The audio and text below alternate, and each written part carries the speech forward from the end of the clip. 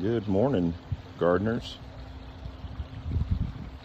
It's Scott here from Gray Ghost Gardening, and I thought I would give just a quick little update on how things are going in the Gray Ghost Garden. So I'm finally getting things cleaned up pretty good. Got all my pots and containers and everything moved off of the patio, and my wife is happy with that. So anyways, I've got several different varieties of potatoes here in various stages of growth. You can tell which seeds I had the earliest. All right, this is a 5-gallon bucket of Norland Red that's really doing very nicely. It's already been completely filled with soil, and then also has some, I don't know how well you can see that in there, but some straw, some hay that I packed in there, again trying to make sure that no sunlight can reach any of the tubers that are growing. My carrot buckets are doing really well. Several different varieties of carrots that I've got. Then in the back again, I've got some more 5-gallon buckets, and then just some old leftover landscaping buckets with a bunch of different, like there's Kennebec, a Norland Red. I know there's a Nicola that's just starting to come up because those were some of the last seed potatoes that I got. I think there's a Viking Purple in there. I guess I should have turned them so I could see the labels that I have on there. But anyways, those are doing really well. Just about everything is starting to pop up and emerge. And some of them I did, kind of as a test to see if by doing just a single whole seed potato versus either chits or multiple seed potatoes in a single container, just kind of to see what I've got going on. Then over here, again, I've got the rest of my my containers, and like I said, these are 2 tubs here in front of Nicola potatoes, and they are just, you can see right here, right? I don't know how well it's showing up on the camera, maybe because of my shadow, but just right there, it's getting ready to emerge. What else do I have here? My red Pontiacs, I also got these seeds real late, and they still have not started to come out. My German, are these the German Butterball? No, these are Purple Viking. Some more Purple Viking right here. Look at the dragonfly. That's a cool one. So anyways, the little one there, this one, and this one are Purple Viking. Oh, I know. Were these 2? Yeah, these are Burbank Russet, and so it's just, almost like literally overnight, has just started to emerge and to poke through. And down here, this one is 2 now, so that's good. These are the Burbank Russet are indeterminate. That's why there's not as much soil, not as much dirt in there. I'm gonna have to add dirt to that once it comes through. This one here, these are German Butterball.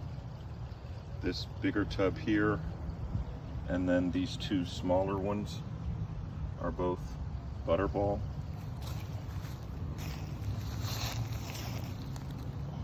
And then this 5 gallon is another Burbank russet, and it's also starting to pop out at least one shoot right there. These are Kennebecs that I just tried in grow bags. I'd never ever really done anything before in grow bags. And then the rest of these here, again, these are the ones that my seed that I had gotten very early just from a local big box store. Like this one was one of the very first ones I got in the ground, which is why it's so far out. A lot of these other seeds, in particular the indeterminate seed, the German butterball and the Burbank russet, the seed company wouldn't ship until mid-February. And so anyways, the stuff that I was able to buy locally is obviously a lot farther along because I got it in the ground earlier. I was out here yesterday just kind of topping off with a little bit more soil. These 2 buckets right here and a couple of the 5 gallons over there, because the plants are up high enough now. And like this one here, I don't know that I'll do it today. I'll maybe give it another day or two and let these come up a little bit more, and then I'll put another 2 or 3 inches of dirt in that, and then I'll come back and top with hay, straw, whatever you want to call it, just to make sure no sunlight is getting down through the top of the soil. And again, that's what I was doing here, is kind of some little bit of leftover from another batch of soil that I had mixed up to put on top here. My onions are doing pretty well, as long as I can keep Cosmo, the Wonder Pup, from chasing squirrels and running through the middle of it. That's what he did a couple of days ago. My tomatoes, I'm starting to get them trellised real good. They're starting to get trained, but again, you can see where Wonder Pup has run through here. I've got some arugula and some lettuce coming up in here as well. I love arugula. And but you can, what I do here, you know, these are all indeterminate varieties of tomatoes. Sorry, I'm trying to not fall. And so what I'll do as these things grow,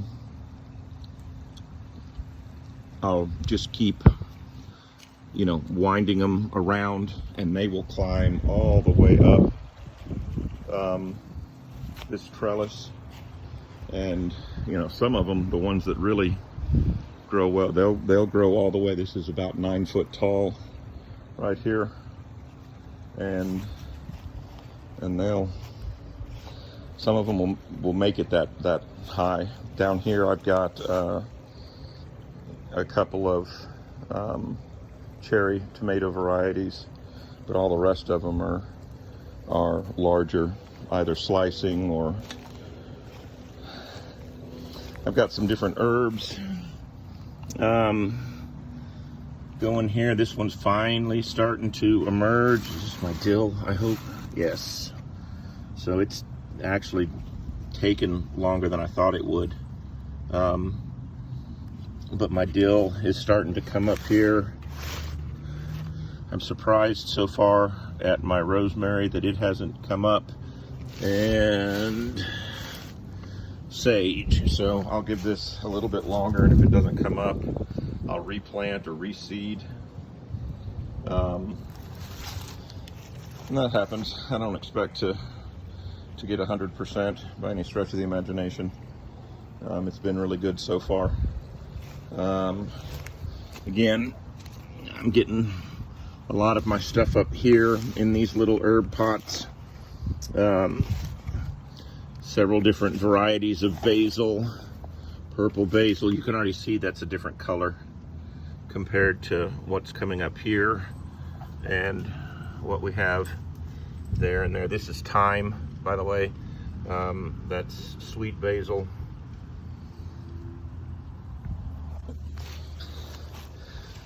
And then I've got a couple of pepper plants, and I've got some cabbages. I know it's late in the year for cabbages, but I'm hoping that if I keep them over here where it gets some afternoon shade, they'll do all right. Some pepper plants here in my in-ground garden. Got a bunch of flowers that are coming up that must have seeded themselves from last year. And then these two jokers right here, I left them in. They overwintered themselves. I guess I missed them. I don't know how, but they were in the garden and survived all winter. And based on how large they've grown right now, I'm thinking that is what I'm going to do with onions this year. I'm going to overwinter my onions. I need to come in here and weed. I got some attention that needs to be paid here in this, but the little tomato cages is to keep that one. Yeah, he knows I'm talking about him now from running through there like he did over here. You know, in this bed here and same thing here, I did two different things. I planted some from sets and some from starts. And based on, you know, what I'm seeing right now, the onions that I planted from starts are doing much better than the onions which are all here. This kind of 2/3 of the bed here are what I did from sets, which are they look like mini onions, like a little seed, you know, like a, not a seed, but literally a miniature onion. They popped up nice and quick, but now they've really slowed down and have not kept pace with the sets, which are the longer, you know, it's got a teeny tiny little bulb at the bottom and then a longer shoot at the top, and these have been just doing phenomenally well. And so all of these here and all of these here, about this bottom third of this bed here, have all been from starts. The 2/3 of the bed here from sets. So anyways, like I said, I've got some more seeds. My cantaloupe seed has come up, and my sugar baby watermelon seed has come up. It's going to have to get significantly larger before I put it in the ground. Oh, and here's something funny. Look, I had a carrot that must have gone to seed, because I grew carrots here in my